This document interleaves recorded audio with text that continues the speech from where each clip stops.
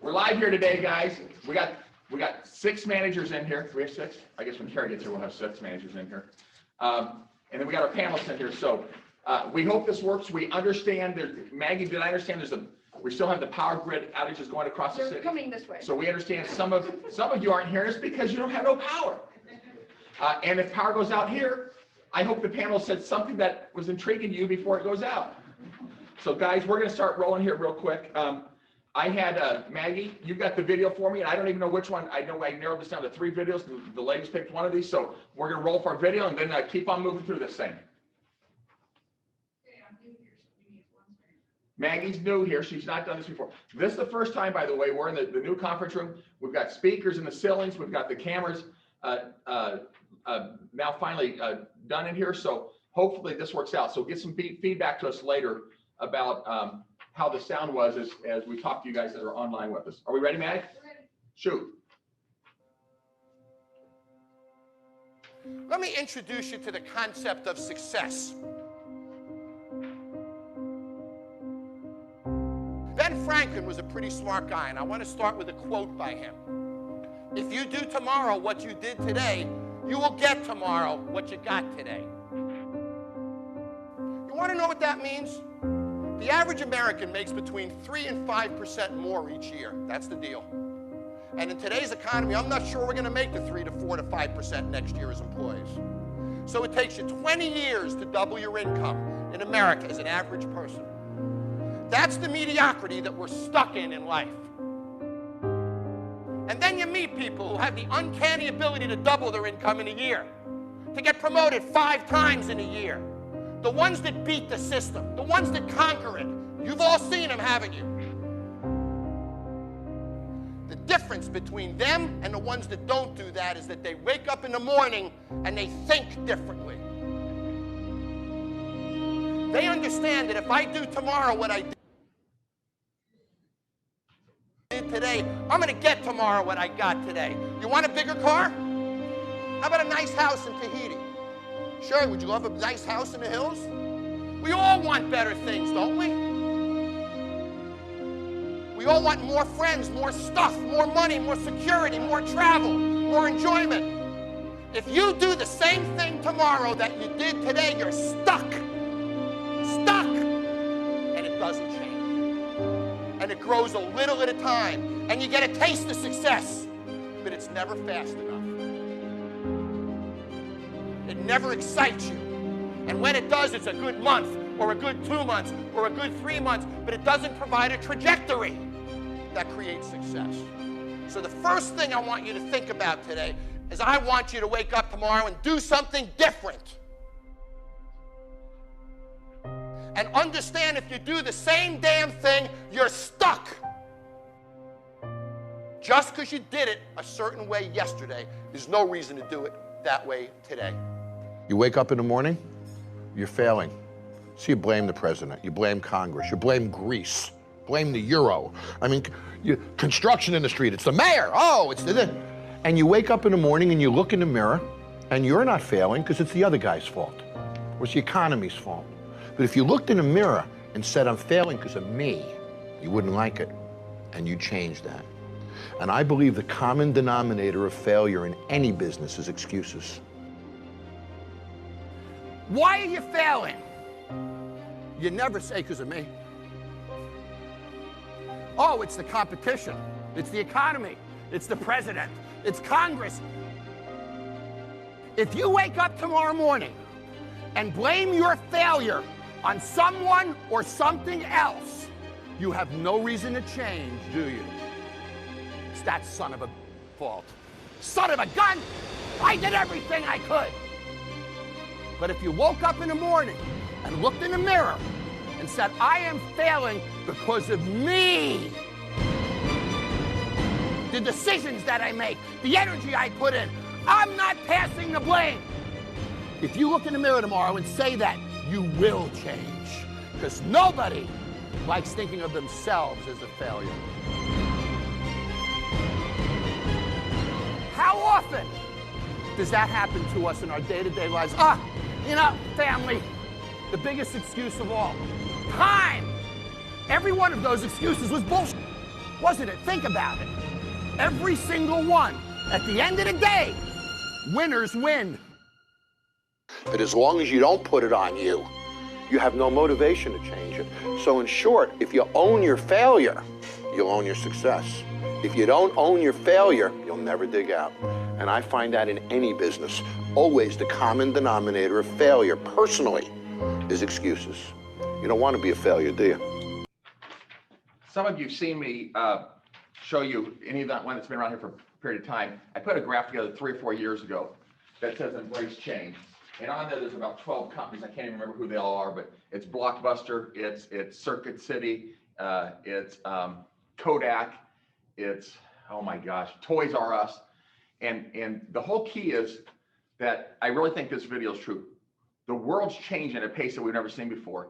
I've probably received more texts from other people and emails around the country and agents over the last week over the Zillow thing than I can ever remember seeing.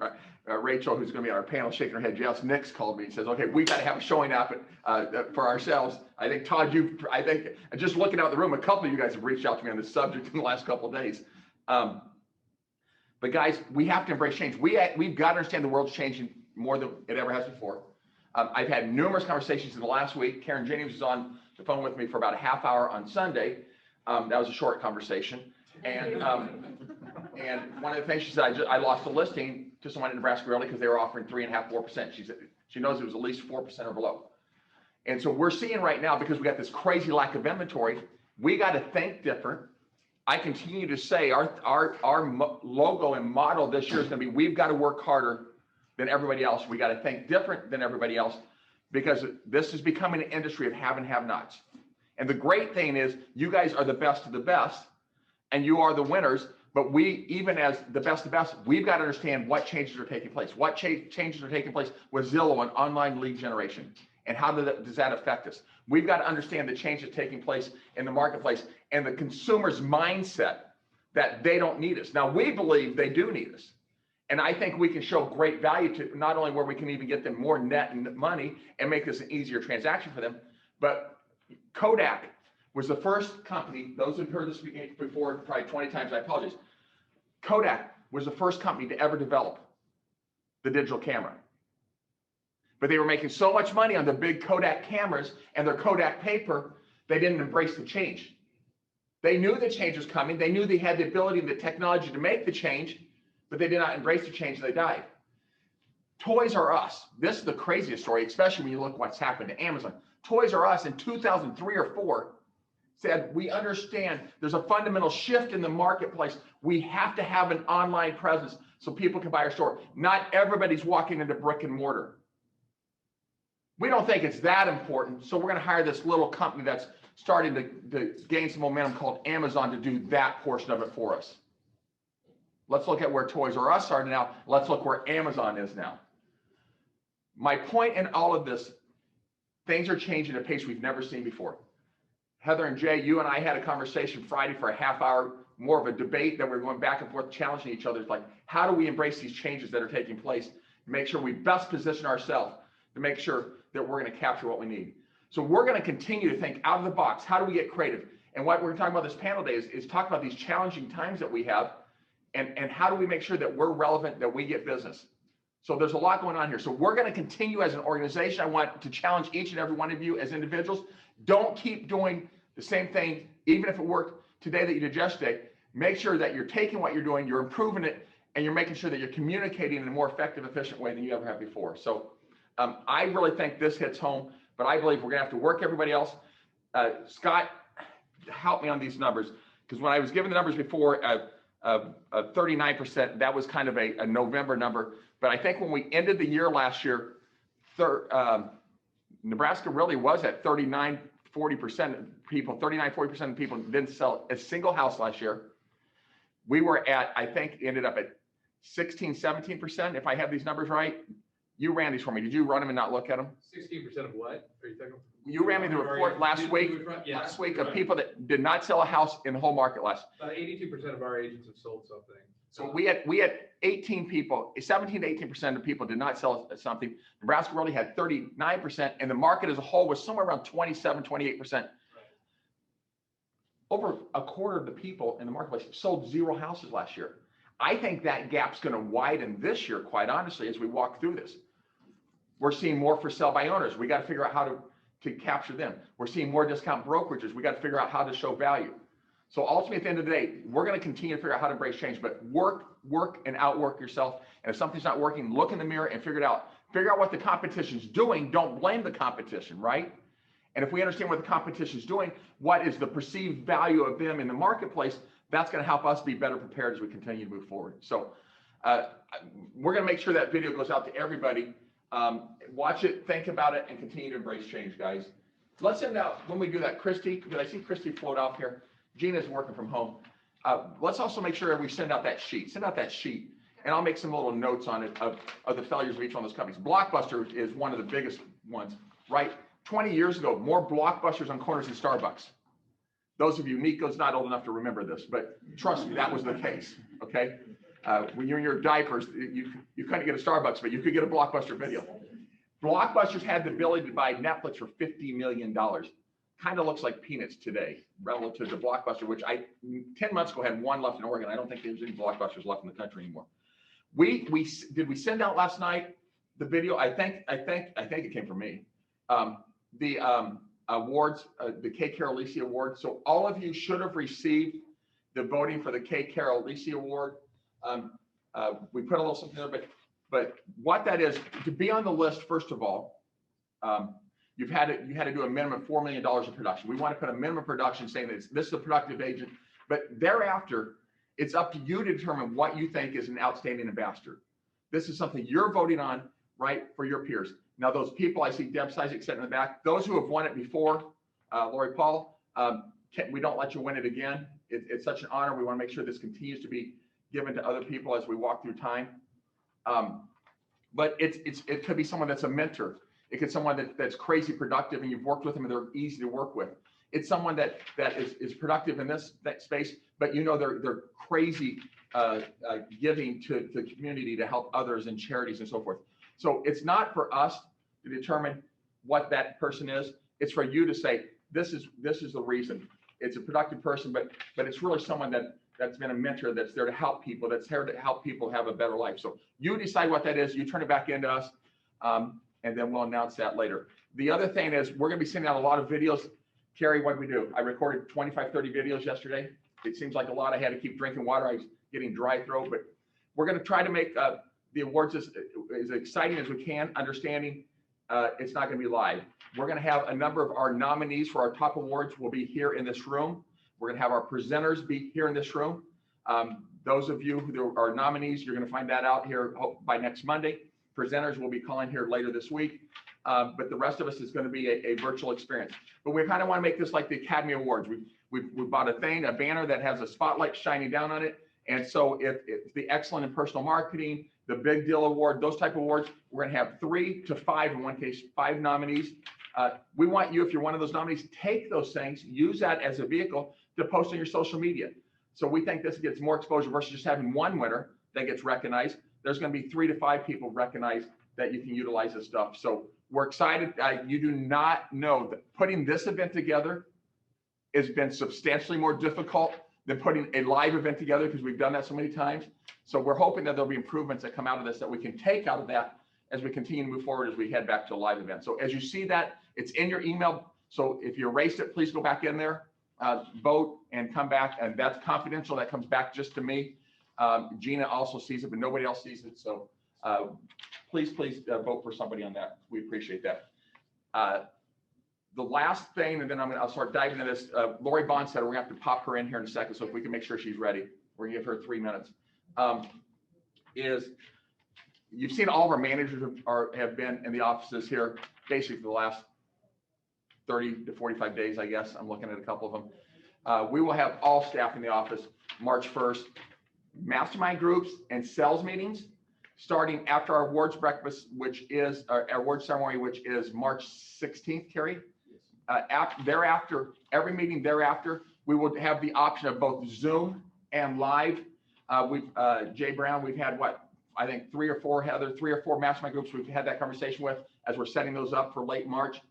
We've got about a 75% response rate.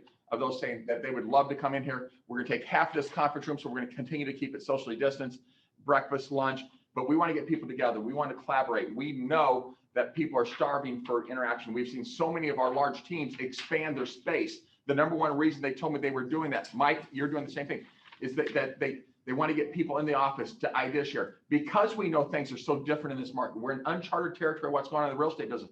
Let's get people together to collaborate, to idea share, to brainstorm over what are we doing to help us continue to grow our business. So Lori, let's roll for 3-4 minutes. And then as they're doing that, could I have my panelists maybe come up here and take their spots so we're ready to roll after that? Thank you. Mike, Rachel. Good morning, everybody.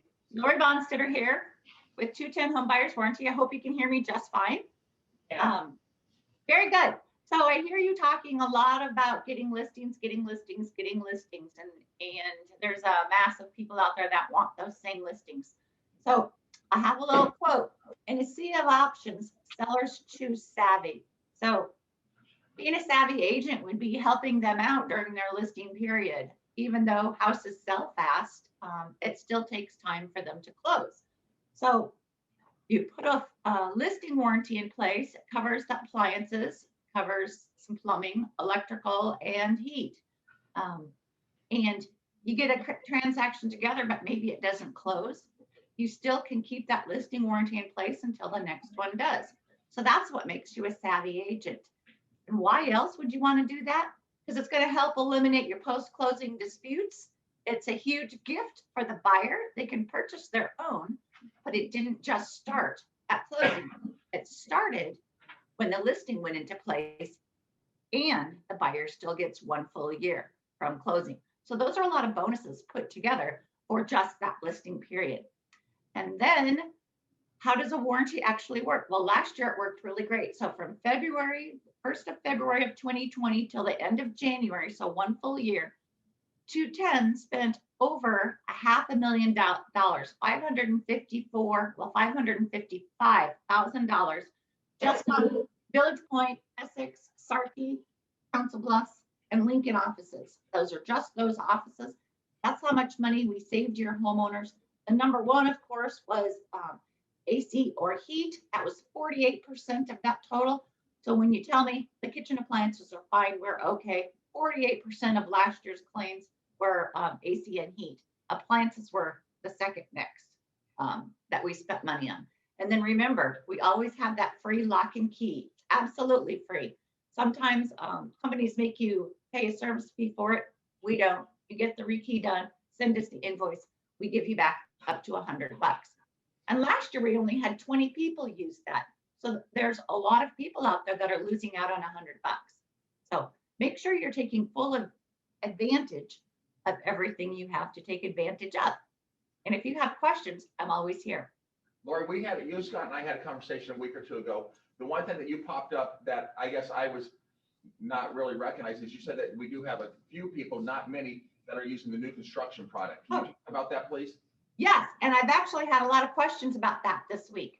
So our new construction that we provide is not, 210 does have the structural, but what I provide is not for the structural side. So maybe you have a spec home and it's been out there and people have walked through it. Now you're selling it. It's been built for more than a year or a few months or whatever. So for $750, you get the same exact coverage that you do on the regular warranty that you put together. But for $750, you can choose years 1, 2, and 3, or you can choose years 2, 3, and 4. And you get all 3 of those years for $750. Thank you very much, Lori. We appreciate it, and we'll reach out to you with questions. Thank you. Thanks so much. All right. Our panelists are here. Thank you very much, guys. Todd's like, why are you calling me? I'm like, well, I called 15 other people and they all said no to me. Not true, not true. I think you were actually the first one I called because I don't think I've ever had you on a panel before. He doesn't show up. Yeah, he doesn't show up, yeah. I'm like, one way to get Todd to sell me is invite him to be on a panel. And then Jay Brown, I know I have on my notes, if we have time at the end, that new website that you want to launch on how we make some things easy. So if we got some time, get that in your head maybe also, okay? So guys, thank you for getting together. We know that we have a different market than we've ever seen before, right? Deb, you and I have been doing this for a long time. We've never seen the lack of inventory in the marketplace and the craziness that's taking place. And And, you know, Vince, that's true. I haven't asked a question yet, Debbie, you go I ahead. know, but I'm not gonna say this, because I think that's what everybody is so freaked out about. This is a different market than we've seen, but the market is always different. I mean, this might be a bit of an extreme, but after 9/11, it was very, very, very scary. I mean, I said, I've been doing this longer than, I mean, some of your parents hadn't even met yet, and I was selling real estate already. But it is always like this. There's never a time when you have the right number of homes on the market and interest rates are right. It doesn't happen. So it's gotta be up here. It is, We've and gotta do. here's what we know. We've got more than enough buyers. Yep. We probably have enough sellers, but we've got to get them off the ledge, right? Because how often have we heard in our mastermind groups, how often have we had this conversation? I've got people that want to sell. They know they've got lots of equity, but they're scared that if they sell their house, they have nowhere to move. So can we start with that conversation? What are the conversations, Mike, I'm gonna start on this side with you. What are the conversations you're having with people that you're saying they're interested in selling, but they have a hesitation? How are you nudging them towards the point of saying, let's get your house on the market sometime here over the next couple months, spring or summer? Oh, well, just because of the market, I mean, it's low. Try to get everyone to sell as soon as possible. I mean, there's ways, they're nervous that they can't find anything, but there's ways that contracts can be accepted, you know, like reverse contingency is one that's came up, you know, lease back is another option. Things like that, just because you're getting, you know, show them the amount of emails you're getting a day of in search of is crazy right now. And I try to point that out to them to try to get them to list. And explain to them that buyers are more than willing today, because of the lack of inventory, to give you that extended point time to do that lease back and stuff like that, right? To get them comfortable with that part of the process. Correct. Conversations, Rachel, you're having with your sellers right now. So similar to Mike, I mean, Nick negotiated like a 6-month lease back. So a lot, especially people who are wanting to do new construction, but they always want to know, well, what's my house going to sell for? What, you know, how much money am I going to get from that? And so I think just explaining to them that buyers are more flexible than they've ever been, and you have the control. I mean, almost every house is getting 3 to 5 offers. So At it's- minimum. Yeah, it's really in your court what you want to do. And, you know, if you can't find a house, then you don't sell your house. We can make it subject to you finding something. And also just promising them that I'm going to be out there calling everyone I can to find them a place to live. Doesn't that really come to the point of what I said earlier? We are going to have to work harder, Mhm. searching for sell by owners, our database, whatever, the private Facebook page, any avenue we can to make sure that we're finding them a house. Yeah.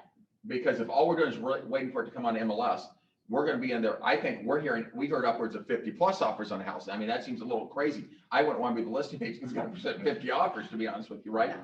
But we're making them feel secure in that, listen, we're going to protect you in this process and help take care of Mhm. what your needs.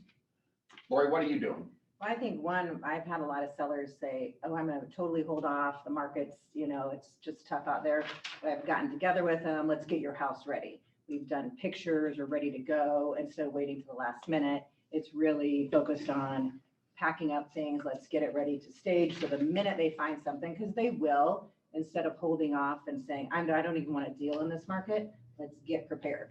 So in those points, are you getting a broker exclusive or a coming soon listing, or are you just, Well, I should be. I'm the one that have been burned on it. So yes, you have been. But yeah, and the coming soon, or just the not, you know, no showing it, because Right. they don't even want exclusive with the office. They Right. just to have a contract in place so nobody else comes in and sells it. But it's really getting them ready. And those, the last two of you, you're on Mike Fair too. I know you got Tom Ferry and Mike Fair. I'd like to even hear what your coaches are saying about this lack of inventory. So Todd, you know, maybe what's Tom saying? How's he saying to approach this right now? And what are you doing with you and your team? You know, just make phone calls, be proactive, be aggressive. You know, I've been doing a lot of circle dialing. You know, I mean, I've done that sparingly over the years. What circle down? Calling around a just sold. Got it. You know, I primarily will do that in my farm. Yeah. But I'm doing it even outside of my farm with, you know, around solds. Because even though we all know it's crazy, not everybody knows it's crazy from an inventory standpoint. So I'm really trying to, you know, convey to my clients on this, you know, their sellers that, hey, you have the leverage. You know, so we can look at extended closings. You know, like Mike said, I mean, if we need to, you know, do some kind of a lease back. I just did one in Utah last week, 6-month deal, or no, Rachel said that. So, you know, having conversations, really educating your clients. And on top of that, just continue to have conversations, even doing things like saying, hey, you know, I have these 3 or 4 buyers. I just wanted to reach out to you to see if you had any thoughts of possibly selling in the next 3 to 6 months. And if you don't, great. Do you know somebody that might be, you know, wanting to sell at the top of the market? So it's just really trying to But have you got conversations. you got to be comfortable enough to ask the question, right? And if you ask the question often enough, somebody's going to be willing to sell, or they're going to know somebody want to sell. That's going to create an opportunity for you to get a listing or one of your buyers. Answer's always no if you never Right. ask. This is truly a numbers game in this situation more than ever, probably. Right. The same thing everyone said. I love that we're doing this though, because I love what Lori said. I didn't even think about saying, let's have everything ready so the minute you find it, you can put it on the market. So I thought that was a great point. I tried to come up with options for those people. So my higher end people, if they have a home somewhere else that they could go to, I said, this might be the time. Would you be willing to go to Florida for 6 months, a year, until the right thing shows up? Because for the first time in 10, Would you be willing to go to 15 Florida years- for 6 months or a year? Yeah. Did anybody say no? I mean, it was 18 below zero when I was driving in here today. But you've got to have that, you've got to have something where they can go, because especially your high-end people are going to say, I'm not going to be inconvenienced. They're even going to say, what if I can't find something in 6 months? So that, you know, Well, they're probably going to sell if you got a place for them in Florida for 6 months. But I mean, if you say to them, go to your other home, go somewhere, this is your opportunity. You haven't been able to sell for 10 years because the market's been dead. Now it's not dead. For your first time buyer or for your second time buyers, I've said to them, would you be willing to go to an apartment? Yes, it's an inconvenience, but if you can make, you got to know what those numbers are. If you can make 50,000 more than you would have a year ago, would you be willing to be inconvenienced and go live with your parents, go do something for 50,000? Some of them have said no. Some of them have said, oh, heck yes, I do that for 10,000. I think that's important to throw that number out. So Yeah. Deb, that's the other point that I really want to bring up here is I'm shocked, quite honestly, and I want to talk upper end, but it's really flows through the entire market. I'm shocked at how much equity and how much appreciation has actually happened on the upper end.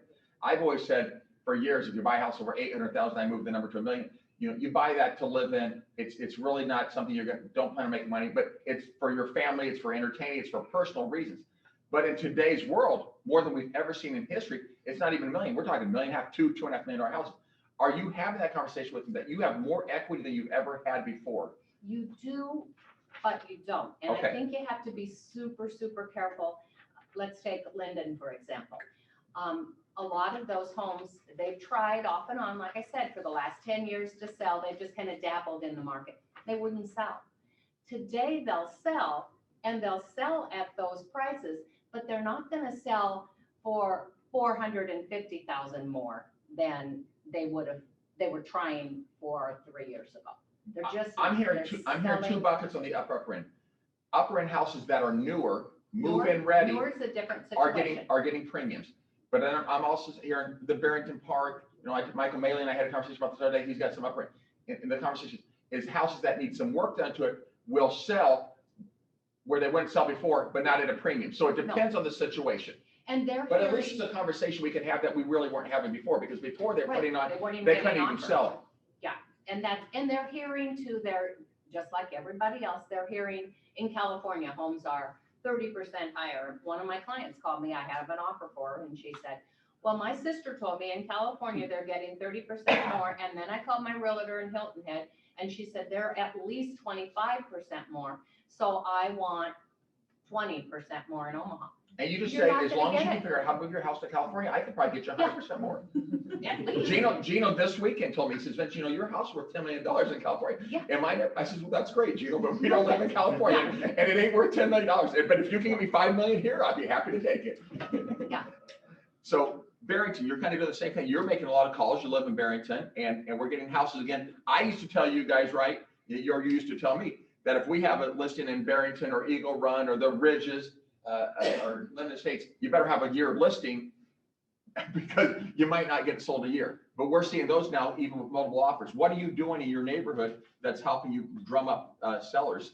Because you did a fair amount of those that never hit the listing, that were basically off-market deals or sold immediately. Right, making phone calls. I mean, same way. Making phone calls, guys. Now that's a novel idea, by the way. That's one of the things that has not changed over all the years that we do need to continue to do, by the way. Yep, I mean, like I said, I stayed home with the kids for a while. I call all the moms from the elementary school that I used to hang out with, do you know anyone selling?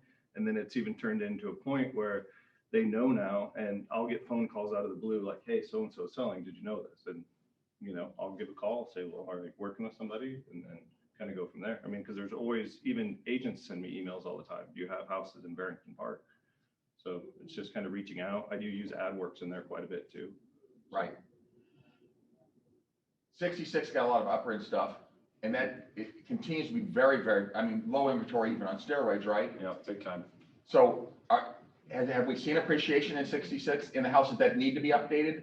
Or is it just the houses that are updated? Because I drove through 66 5-6 months ago, and I was shocked at the number of signs in the yard that were remodel addition jobs. Mhm. It seems to me like there's a spurt of that. Is that taking place? That I've been told that remodels is more than doubled over in the last year. Yeah, there's a remodel sign or a dumpster on just about every block in the district.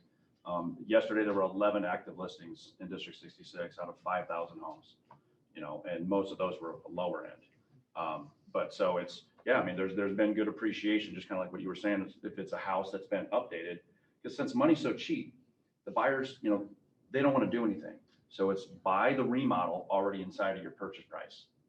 So I don't think it matters if it's 66 or wherever. I mean, if it's a remodeled house, they're getting premiums for them. Rachel, you got a lot of, you were buyer heavy 3-4 years ago. Now those are people, income has grown, family size has grown, right? Yeah. They've got married.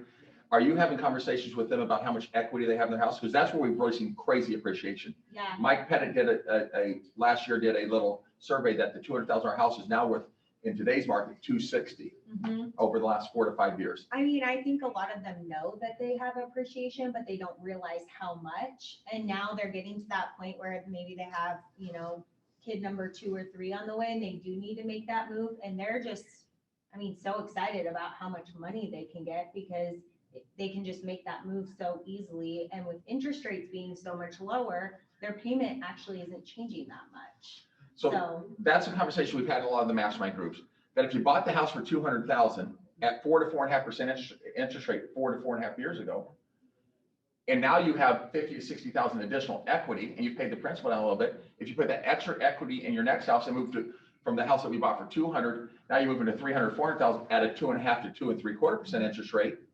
With the extra equity you're putting down and the lower interest rates, your house payment is not substantially more in that nicer house today because of the cost of money, that much more than what you would have bought 4 or 5 years ago. Yeah, and I think explaining the numbers to them is so important because they don't do the numbers all the time. So they don't get it until you actually lay it out. And then they're like, oh, I can move to this way nicer house for $400 more a month. Right. Why would I not do that? Because So- we know in your generation, they're buying a monthly payment. Yeah, So for us to call them and set that expectation or let them understand that the options they have in the marketplace is probably eye-opening and creating, again, that's an opportunity for us to get some sellers. right. So, buyers, the opposite end of this, right? I love the analogy Megan Owens gave me a couple weeks ago is, had a listing 219,000. So I've got one seller and I had 52 buyers day one. And this is becoming a conversation we're hearing day in and day out, right? Here's this big funnel. We don't need more buyers. When I hear the government talking about, let's give a $15,000 tax credit to get more buyers, we need more. This is not 2008 and 9, okay? We needed an 8,000, I think it was 8,000 back then, Deb, maybe I'm wrong. We needed more buyers back then because we had the opposite. We had all of these sellers and we were trickling a buyer up here and praying that they bought our listing. This is the exact opposite. What expectations are we setting our buyers to make sure that they don't go to the sidelines and say, okay, I'm just going to keep renting, or I'm going to remodel my house or so forth. So when you start working with the buyer, Rachel, I'll start with you. What is the expectation you're setting with that buyer up front to let them know, here's the dynamics of what's going on in the marketplace? So I just tell them exactly how it is. And I just say, most buyers have to bid on 3 to 4 houses before you get one. And then I also, whoever they're working with on the lending side, whether it's someone I've referred them to or someone that they're working with, I always call them and have them have that conversation as well, so that they're hearing it from multiple angles. And then I just tell them, you know, it's gonna work out. When it's the right house, you're gonna get it. So we just gotta be out there every single day. If you see a house, call me immediately. We need to go and look at it that day. So just trying to be realistic with them. And I just tell them, you know, I'm not trying to be doomsday, but this is how it is. So, But if you don't set that realistic expectation, all of a sudden they're gonna get upset with you. yeah, and I don't want that. So, And I know you don't do this, but I've had this conversation with other agents that is concerning to me. If they're pre-approved for 250, please don't go show them 250 houses. Because what we're seeing, the 250 house is gonna sell for 270, 280, maybe even more. Now you've set a bad expectation for them, and they're gonna be very disappointed because they can't buy that house. You've got to explain the dynamics up front to them, right? Of here's the marketplace. If you're approved for 250, we probably need to be looking at 215 to 225, maybe 230 homes if they've been on the market a day or two. So again, explaining that is going to help through the process to not have them disappointed and upset with you. Mike, I know you have an obscene number of buyers coming in using Zillow and online lead generation. So when you're having these buyers come in, what expectations are you setting with them in this process, or having your team set with them? Yeah, same thing you just said, like, if they're looking at 250, don't go look at a 250 house. Don't wait till the weekend if a house comes on the market on Wednesday. You need to be there the first day. You know, set those type of expectations to them. You know, let them know that if there's multiple showings in the day, you're not going to get it for listing price. So are you guys talking to them also, any of you? Are you talking to them about, here's things that we can do that we're not gonna make the traditional offer that your mom and dad made, that your older brother and sister made, that you know, we're gonna talk about paying some money above appraised price possibly, that we're gonna talk about paying the seller's closing costs. So what are those conversations that you guys are having, of things that you're doing that would be different than what we do in a normal market in regards to make your buyer's offer look more attractive? Well, I mean, the letters and that stuff. I think one of the big things for my buyers right now is I'm almost like counseling. I mean, it's a lot of face-to-face time. It's sitting down with them. But as I've told them, what you think you want, we need to still open up our parameters of, you know, you want to finish basement for 350. You know, I'm not telling them that's not going to absolutely happen. With but a I'm pool. just saying, you know, we need to get out and look at these other homes. Yeah. On an acre lot. Yeah, so just open up their parameters some, but it is you know, and at the beginning, talking through the offers of how it's gonna work, of if you're spending 350, we're really gonna look at 320 or even below, you know, and just setting realistic examples, you know, of what the market is. So help me here, because we know if you got, in an ideal world, right, if you're the listing agent, your seller, it's a cash offer, it's not subject to an appraisal, they're not having a home inspection. No contingency. No, No right. home sale So help no home sale contingency. I mean, that idea's got to be gone Yeah. for the most part, unless they're buying an upper end one and they got a house that we know is gonna sell in a day or two, okay? What are you saying? Please tell me the conversation that you guys are having in regards to the home inspection and the financing. What kind of expectations are you setting with buyers when it comes to, here's the things that sellers looking to differentiate us when we get to the home inspection? Anybody talking about the inspection, what you should be doing I think to you have prepare for that? to do that, obviously way ahead of time and say, there is a chance here that you may have to give up a home inspection. Are you willing to take that kind of risk? And I have some that say, no, absolutely not. So what are the options? Well, maybe could you buy, we're not gonna ask the seller to pay for it because they're not gonna do it. Could you buy a 1, 2, or 3 year home warranty that would cover? Which gives you those some protection major on some of the issues? things. Yeah, and a lot of them have said, yeah, that works really well to buy like a 3-year one, because then if the roof is kind of bad, well, that roof's not gonna handle that, but. Scott, we found out, I think, Furnace. to that point, we found out in our meeting, if they buy a 3-year warranty up front, they lock into to a lower rate, because basically when we're getting this, the home warranty is discounted for year 1, right? So that's, Well, yeah, they get that new rate for the next 3 years. so that's actually a good strategy. That's good. You actually end up getting Yeah, a I discount didn't versus know if that. Thank you. if you take it for 1 year and it renews. And as agents, though, I think to protect us, I've talked about on our team of putting together an addendum saying, we have explained that everyone did have the opportunity, because it comes back to us at a certain point. does. of- It does.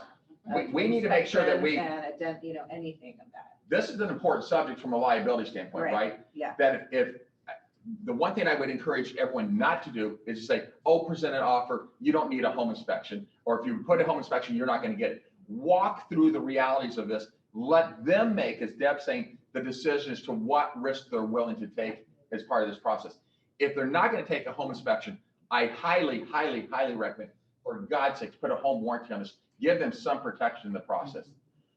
You know, Scott talked about what was our last sales meeting, is if you got an older house, you know, they need to do a scope to make sure that they're not going to have a $10,000 to $15,000 issue because tree branches have got into this. So we do have a responsibility to make sure we're protecting these home buyers. Prosperity is coming out. We're hoping by the end of this week or no later than Monday, with that program again that they started out with, that they got away from during this whole COVID thing, is the $10,000 seller guarantee. They're taking, if you take a client into them, they're telling us within 72 hours they're working on it. So we're only one of 2 markets in the country, us in Chicago, one of 2 markets. And I want your guys' input if this is of value to a buyer from a seller's perspective, that they're going to give the $10,000 guarantee within 72 hours.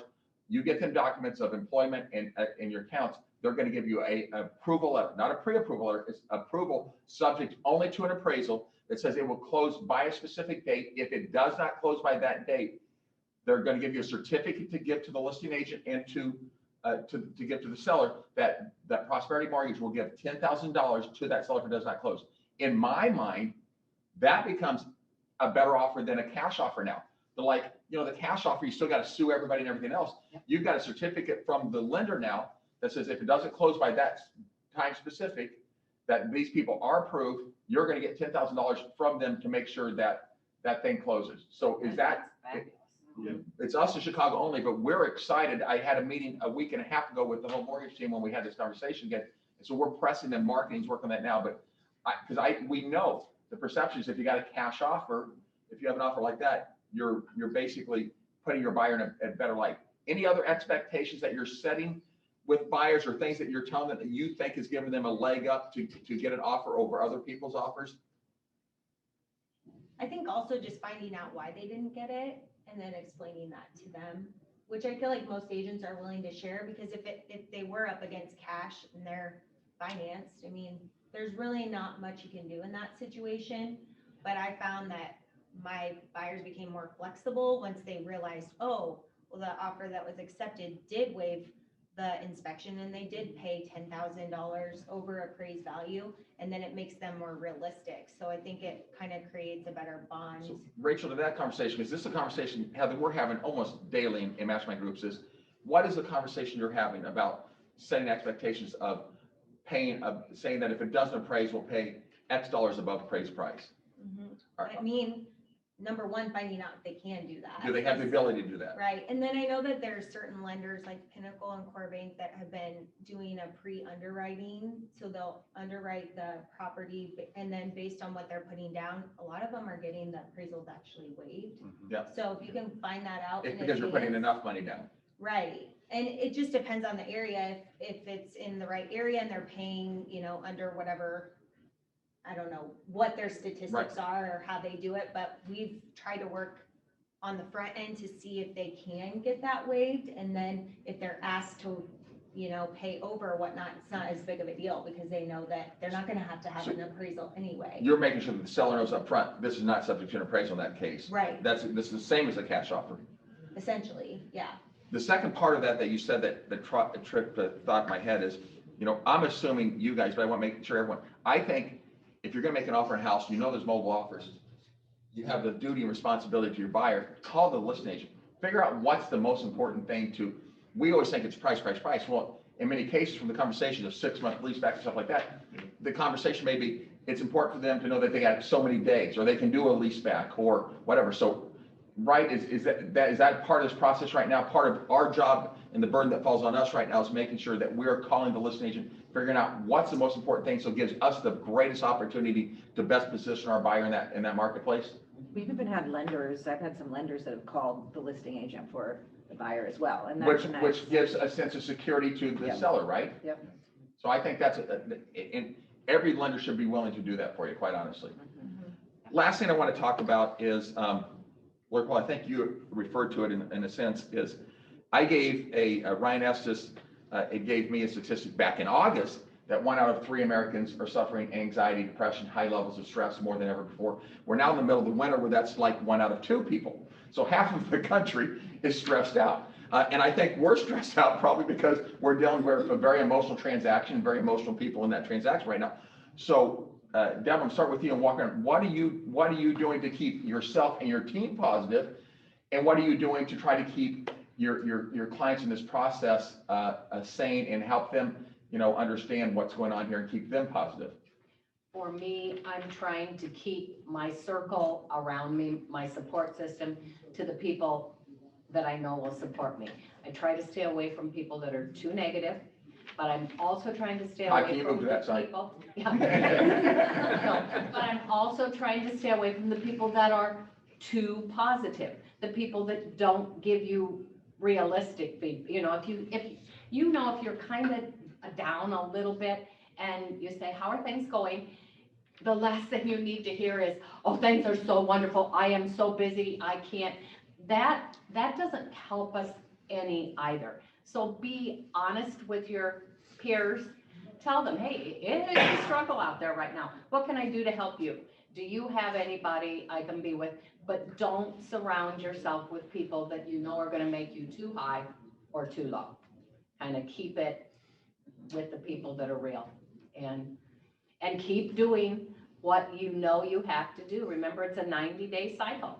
So it's today's results are not a result of what you did yesterday. It's a result of what you did around Thanksgiving. Patience. And patience now is probably more important than ever, right? Yeah, you just have to keep doing it even if you're not getting results. I know Julie Tartaglia told me we were talking about sales meetings and stuff. She says, you don't have to do those motivational, inspirational videos for me. I'm like, we're going to keep doing them. I need to do them for me. Yeah.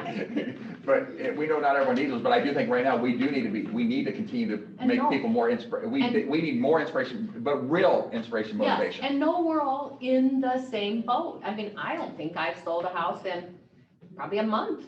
I mean, I'm doing a lot of things. Are you going to be okay? It'll all happen. I hope. I will call Ron and ask him to give you allowance this week. I know you're shopping. Nordstrom's may be in trouble this month, guys. You just can't dwell on the negative, because tomorrow you could have 10 people call and say, let's do something. So stay Todd, positive. Keep yourself positive. And we talked about this a little bit in a mastermind group, and then setting expectations to make sure that your buyers and sellers are staying positive through this. And I think we need to be realistic with our clients, right? Letting them understand this is a highly emotional transaction, and people are more highly emotionally charged right now because of the craziness of 20, 30, 40 offers right now. Mm-hmm. Yeah. Well, I guess one of the things that I'm trying to do for myself, for starters, is, I like to get up and go to the gym at 5:30. So it kind of just gets me going. You like to, or it helps you? Well, all right. I go to the gym at 5:30. Because I really try to have just developed a routine and stay true to that routine. First thing I do when I come in the morning, I time block. I time block my day, so that way I know, everything that I've got to get done, and you feel really a sense of accomplishment when you're checking items off that list. Like Deb said, you got to just keep throwing it against the wall. Some of it's going to stick, but as long as you're consistent, it's going to help you win the race. And so that's clients. What are you telling clients about that? This is an emotionally charged transaction, and we need to make sure that we're trying to stay level-headed through this process, because we do see people getting emotionally charged, and that's why we're getting such crazy prices, right? Because people are getting emotionally involved, saying there's 30, 40 offers. I lost out on 3 or 4 offers. Pay whatever they need to. I want to buy the house. Well, some of the things that I've been telling my buyers is that, right out of the gate, back to what everyone's saying, setting expectations, is that these houses, especially in the first-time home buyer price point, they're selling from anywhere from 10 to 15% over list price. Right. And when you say percent, they're like, you mean 1,000? No, percent. So really trying to hit that home so they get it, because, like Rachel said, they might have to lose 3 or 4 houses. And then the other thing that I'm talking about, because, you'll start having people that say, well, I'm just going to wait. I'm going to let the bottom drop out, whatever the case may be. So what I'm saying, like, look, we are expecting, the market to stay strong this year, as long as interest rates, hold low. And then I tell them, look, had you bought a house last year, you're up approximately 11%, already of equity in that house. So you're going to probably look at about the same. So do you want to, start building equity now? So you got to look at the positive side. I mean, we can only control what we can control. Is the opposite side of that argument also, though, that we know that interest rates, 3.5% historically is a floor for interest rates on a 30-year mortgage. Due to COVID, interest rates are artificially down because COVID has done that. The Fed has went in there and pushed them down. The expectations when we had the chief economist of NAR on here a couple weeks ago in a CEO meeting is that, yes, when we hit 2022, 2023, we're going to be looking back at 3.5 to 4.5% interest rates. So their buying power is not going to be as much. So yes, let's even take the argument the house is stabilized and maybe goes down a little bit, but your monthly payment could end up being more if you're buying at 4% interest rate versus 2 3/4. Yeah. So I think that's one of the things come back to educating our clients that we need to be educating them on, right? We're the person that has the knowledge that we need to express them. Especially LP. new construction, I think that's a big thing with the interest rates. I've had so many people say, it's so expensive to build right now. Well, it's not gonna get cheaper. And if you wait a year and your interest rate's different, that's a huge difference in your payment stuff. So something important. When we talk about new construction, we can go back to when we lived through 2008 and 9. And I've asked a dozen builders now, every single one of them says the cost to build a house in 2009 and 10 was not a dime cheaper than it was in 2007 or 8. So this theory, and that was a huge buyer's market. I mean, seller, yeah, it was a huge buyer's market. Now we're huge. So if it didn't go down in 2009 and 10, the cost of new construction, there's no reason for us to expect the cost of new construction is going to go down in this market. Right. I think one thing is, that positive, like Deb talked about, I would agree to. If you talk to someone and they're like, oh my God, I'm so busy. And we're like, okay. And my husband reminds me every year that this time of year, I say the same thing, like, I don't have any business, what am I do? But we are busy. And I've reminded my team, in years past, this time of year, we don't have even buyers or anybody. So let's be thankful that we do have the business that we're following with right now. And I think get together with a couple agents. I know we have masterminds and other things, but I'm meeting with 2 agents today that we always will get together for lunch, but we're going to do more of a kind of quarterly, hold each other accountable. I think that's important. Find a couple people that you're kind of like-minded and enjoy having that conversation and that will follow up maybe on a weekly basis. What are you doing? What happened last week? But I think that's just really important. And what you're saying is really important. We've talked about change. We've never seen a January or February market with the amount of demand and the number of potential buyers in the market that we've now. Yes, are we selling less houses? It's just simply because we don't have the listing. It's clearly not lack of demand. Right, but we're going to be okay. hang on those because we're going to be okay. We're going to be. When we talk about new construction, I've had many conversations. Many people are building houses that are going to be done this spring and summer. Yeah. Those people are going to be putting their house on the market. So that is going to be something. We do have a number of people saying they've held their house off the market because of COVID. We're finally seeing a light at the end of the tunnel. Some of those houses are on the market. So there is a hope that we're going to trickle some houses I've into the seen market. some listings just this week saying like, no closings before April because new construction or, so I think that's the key to get out to our sellers. We can put dates on there, even if it's out a little bit, Do you guys think though, with our sellers, we need to be super honest right now with, yes, the demand for homes with pools, homes on lakes, big homes, they've been bid, but once COVID is behind us, and people can go, oh, now I can go to Florida, or I can go to California, or I can go. Or I can leave the travel. country. Yeah. I mean, I think that's going to change. I don't think you're going to be able just to command any price once COVID is here. And It's not sustainable, probably. I And don't the upper end think so. especially. I think that, and that's at least what I've been saying to mine. If you're going to do it now. We'll figure out the rest, but do it now. The only market we know is the market we're in today. Because they'll all call me in a year and want to sell when they should have, with Yes. the Right. same number. Yeah. Well, but I got a pool. Yeah. Well, that was great. We should have sold a year ago when we talked about this. Yeah. So wrap us up, you guys, but mindset, what are you doing to keep yourself positive and what are the expectations you're doing in this crazy emotional transaction to keep your clients positive? For me, I'm just listening to a lot of like uplifting, like I listen to audiobooks. I'm listening to David Goggins right now. Yeah. Can't Hurt Me. That's a really good one. Listen to Green Light. I think I have to keep that positive. I just have to keep it in my head. Otherwise I can get negative. And then I've also like set a rule with my assistant that I can be mad for like 30 minutes about something and then it's over.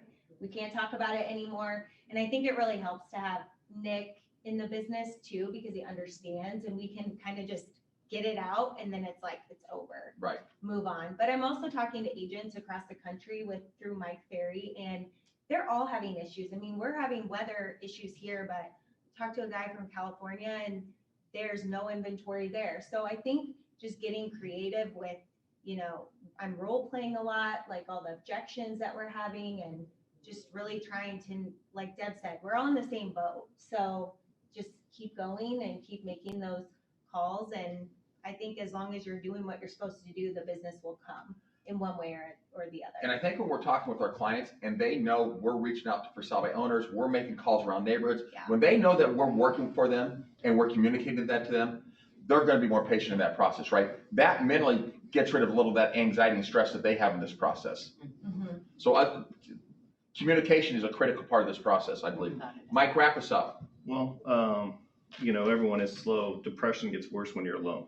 Yeah. So we have been having our roundtables with our team. We've been going over contracts. We've been doing mock offers, just trying to get them prepared for when the market does pick back up. And then we stay together, you know, and we just kind of work to help build each other up. Kind of with you being angry, I believe in, you know, don't complain unless you're going to do something about it. Otherwise, it's just a waste of energy. You know, I'm okay if you complain, but let's have an answer. Right. Kind of like the video. You kind of got to look in the mirror. Yeah. Right? If all you're going to do is complain and blame everybody else, not very productive. Probably the only person being hurt is yourself in that process. Correct. Guys, I appreciate you guys coming up here and doing this. It's a relevant, go ahead. There's questions There's questions. for the panel. Aren't even important. Nope. Give us a couple of good questions here. How do you reply to a potential seller when they say, yeah, I know I'm gonna get more for my house now, but I also have to pay more when I go buy one? I think the interest rate thing is the big thing to talk to them about. Like Rachel said, you know, your payment really isn't, it's not as big a difference maybe as they think. You're locking into a lower monthly payment today than if you wait into the future and interest rates go from 2 3/4 to 3 3/4. Yeah, it's that education part. The other question is about FHA and VA buyers. They have to have an inspection, so how are you handling that? I've been going after for sale by owners. I had a VA buyer that was just getting beat up. I mean, he was 230 and what do you do? And we went to a for sale by owner first day. We got it locked in. I didn't think it would appraise. It did. So, I mean, that's. And for sell by owners, again, they're getting 3 or 4 offers. We are literally seeing 20, 30, 40 offers every single day. That's a conversation. And just so you know, Prosperity, FHA, VA, and conventional, it will not be jumbo. It's not going to be knife and jumbo, but FHA, VA, and conventional will be part of that program that Prosperity is rolling out. So we think I think that's the biggest winner for the FHA and the VA people in that whole process. So any last questions? That's it. Guys, any questions out there? Heather, Jay from the mastermind groups, is there anything that really stands out to you that is important? Let's give these guys a big hand. You guys sound loud. I'll stop for them. Thank you, guys. I so appreciate you. That is it. So please go in. Kay Carolisi Award went out the email last night. March 16th, Tuesday, March 16th. We will be doing that. Yes. Did you want Jay to talk about that website? No, we'll do it next time. What time is it? That's fine. 10 o'clock. 10 o'clock. We're done. Guys, get out of here. Have a great week. Stay positive. Stay busy. We're here to help you.